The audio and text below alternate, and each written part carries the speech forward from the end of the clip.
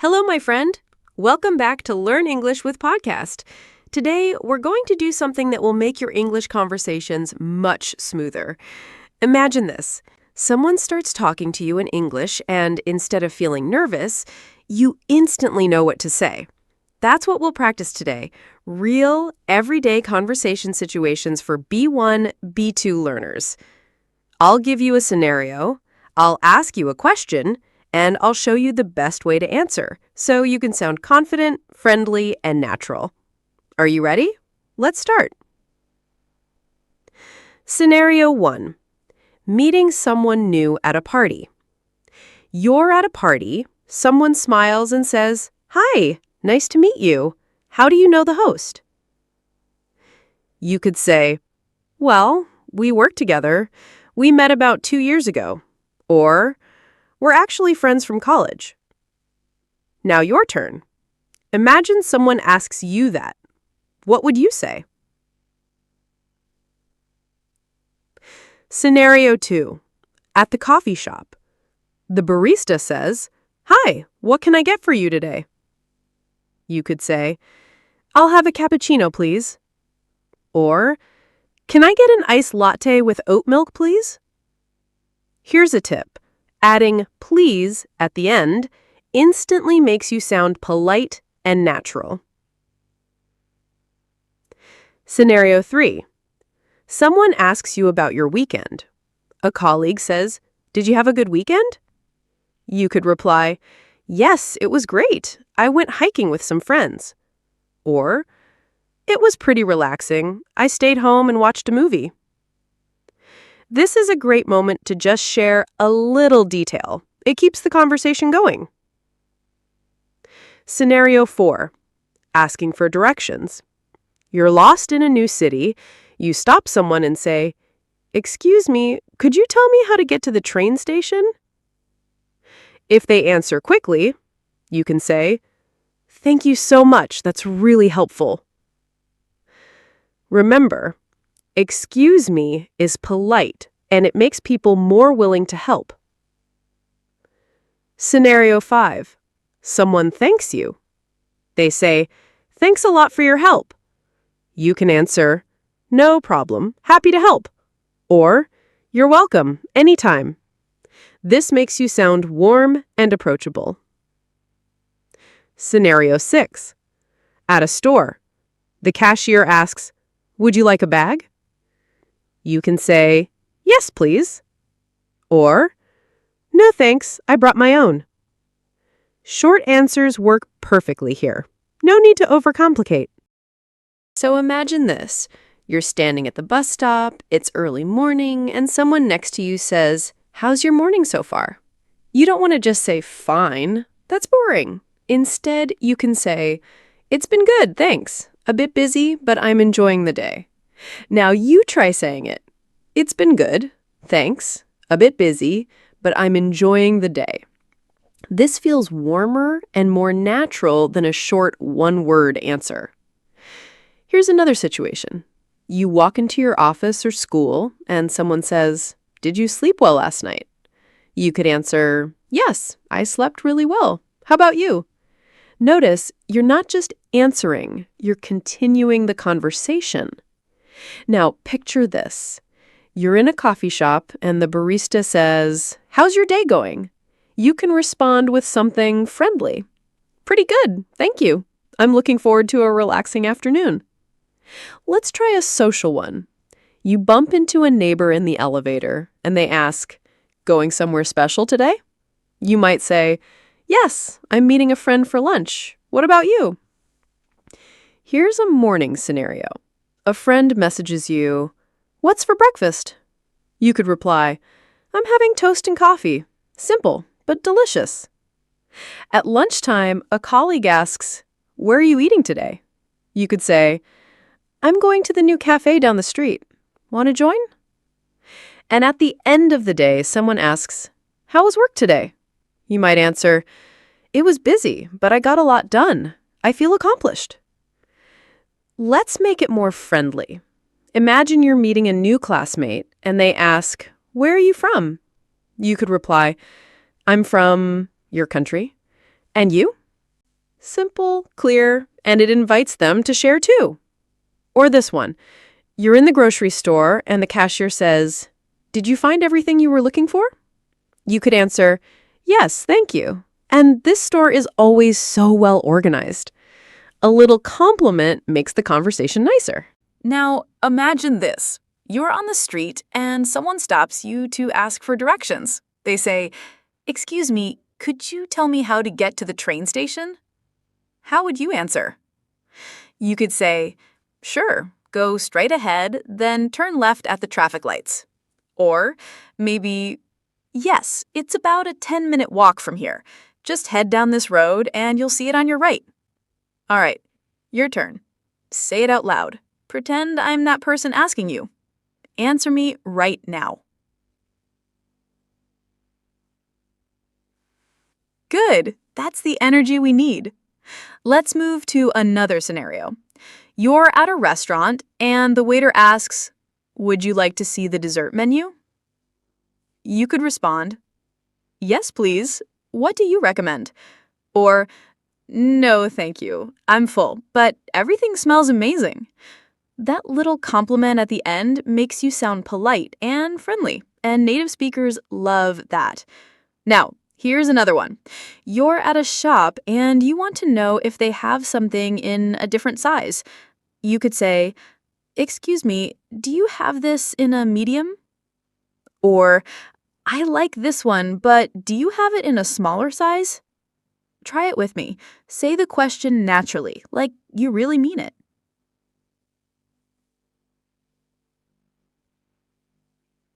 Nice! You're improving already. Here's another one. Imagine you're walking into a clothing store. The shop assistant comes up to you and says, "Can I help you find something?" You could say, "Yes, I'm looking for a blue shirt in size medium." Or you could say, "No thanks, I'm just looking around." Now, let's upgrade it. Instead of just saying, "No thanks," you could say, "Not right now, thank you. I'll let you know if I need any help." Sounds polite and confident, right? Okay, now let's move to a bus or train situation. You're sitting and someone asks, "Is this seat taken?" You could say, "No, go ahead." Or if it's taken, you could say, "Yes, sorry, my friend is sitting here." Here's a cafe example. You go to order coffee and the barista says, "What can I get for you?" You could say, "I'll have a cappuccino, please." Or if you want to sound even more natural, "Can I get a cappuccino, please?" And if you want to add a friendly touch, "Can I get a cappuccino, please? And how's your day going?" Let's do a hotel check-in. The receptionist says, "Do you have a reservation?" You could say, "Yes, it's under the name Maria Khan."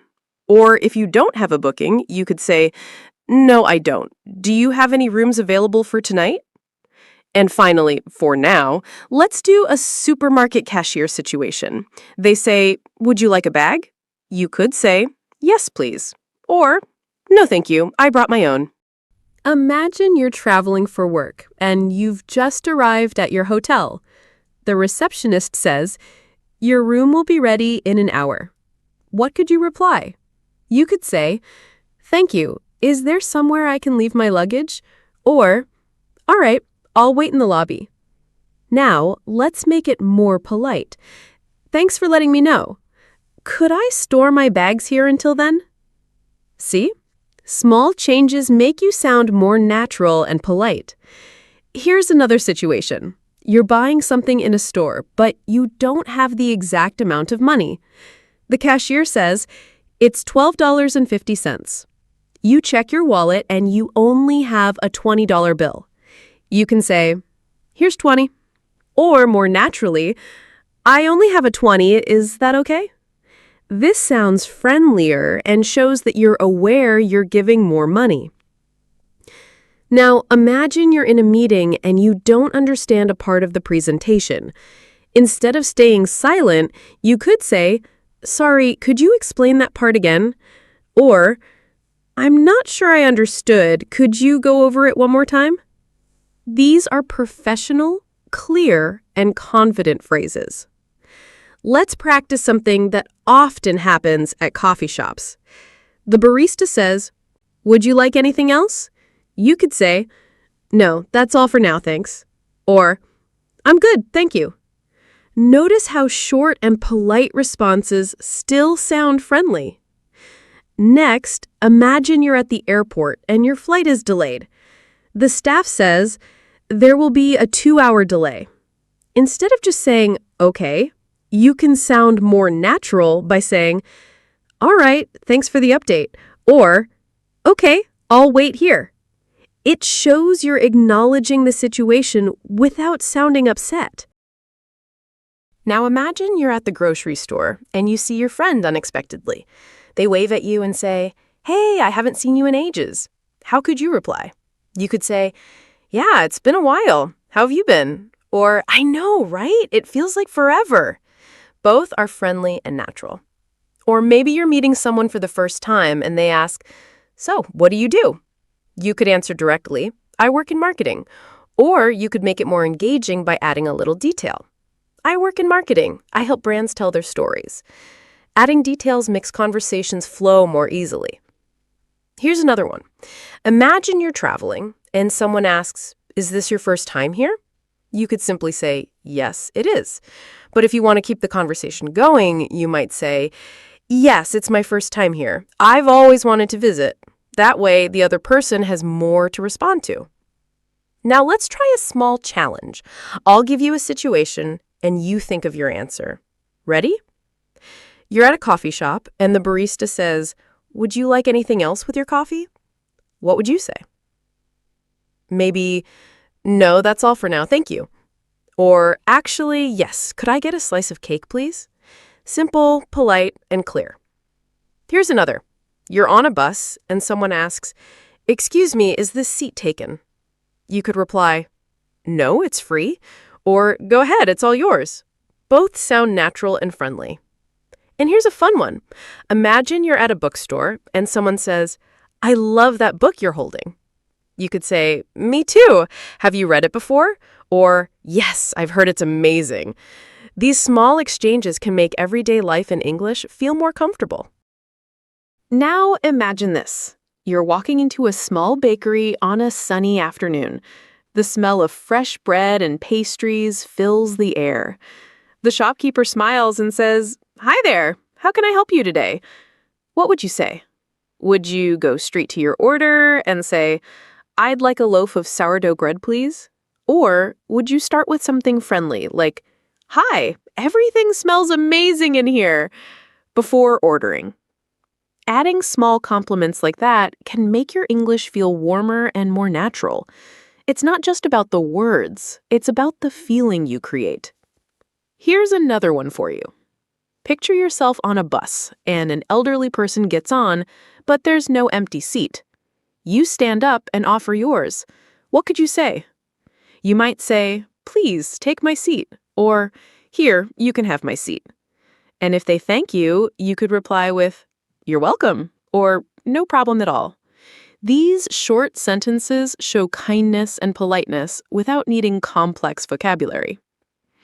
All right, let's switch to a slightly tricky situation. You're in a meeting and someone says something you don't fully understand. Instead of staying quiet, what could you say? You might try, "Sorry, could you repeat that, please?" Or, "Could you explain that a bit more?" Remember, confident English speakers don't always understand everything immediately. They just know how to ask clearly. Now, let's make it fun. Imagine you're in a clothing store and you see a jacket you like, but you're not sure if they have your size. What do you say? You could ask, "Do you have this in a medium?" Or, "Is this available in size large?" If you want to sound even more natural, you could start with, "Excuse me, I really like this jacket. Do you have it in my size?" These little add-ons like "excuse me" or "I really like this" make you sound more friendly and confident. Imagine you're at the airport, waiting for your flight, and someone sitting next to you starts a friendly chat. They might say, "Is this your first time traveling here?" You can smile and answer, "No, I've been here before. It's such a beautiful place." Or, if it is your first time, you could say, "Yes, it is. I'm really excited to explore." Now, let's move to another situation. You're shopping for clothes, and the shop assistant asks, "Would you like to try it on?" A natural answer would be, "Yes, please. Where are the fitting rooms?" Or if you're sure about the size, you could say, "No, thank you. I think it will fit just fine." Picture yourself at a hotel reception. The receptionist might ask, "How was your stay with us?" You can say, "It was wonderful, thank you. Everything was perfect." Or if you had a small issue, you could politely mention it. "It was great overall, but the air conditioning was a bit noisy." Here's a travel tip. If you're asking for directions in English, it's polite to start with, "Excuse me, could you please tell me how to get to?" For example, "Excuse me, could you please tell me how to get to the train station?" This is more polite than just saying, "Where's the train station?" Now, think about a coffee shop situation. You're ready to order, and the barista says, "What can I get for you?" You could answer, "I'll have a cappuccino, please." Or, "Can I get an iced latte with oat milk, please?" Now, imagine you're walking into a coffee shop. The smell of fresh coffee is everywhere. You're feeling a little tired, so you go up to the counter. The barista smiles and says, "Hi, what can I get for you today?" What would you say? You could reply simply, "Hi, can I have a cappuccino, please?" Or, if you want to sound more casual, "Hi, I'll have a cappuccino, please." And if you're not sure what you want yet, you could say, "I'm still deciding. Could you give me a minute?" Here's a tip. In situations like this, sounding confident is more important than sounding perfect. Even if your grammar isn't 100% right, your tone and your smile will make the conversation flow naturally. Now, picture this. You're meeting a friend after work and you're running a little late. You arrive and your friend says, "You're late again." What would you say? You could respond with humor, "I know, I should start leaving the house yesterday." Or politely, "I'm so sorry, traffic was crazy today." Notice how one answer makes them laugh and the other one shows politeness. Your choice depends on your relationship with the person. That's how native speakers decide which words to use. Let's move to another daily situation. You're at the grocery store and you can't find something. You see a store employee and you say, "Excuse me, could you tell me where the pasta is?" Or, "Hi, do you know where I can find pasta?" Both are polite and easy to remember. Try repeating them now. I'll give you a quick challenge. Imagine you're at the checkout counter and the cashier says, "Do you need a bag?" You could answer, "Yes, please." Or, "No, I've got my own, thanks." This is how you build real-life English confidence, by practicing small, simple conversations every day until they feel natural. Now, let's step into a workplace scenario.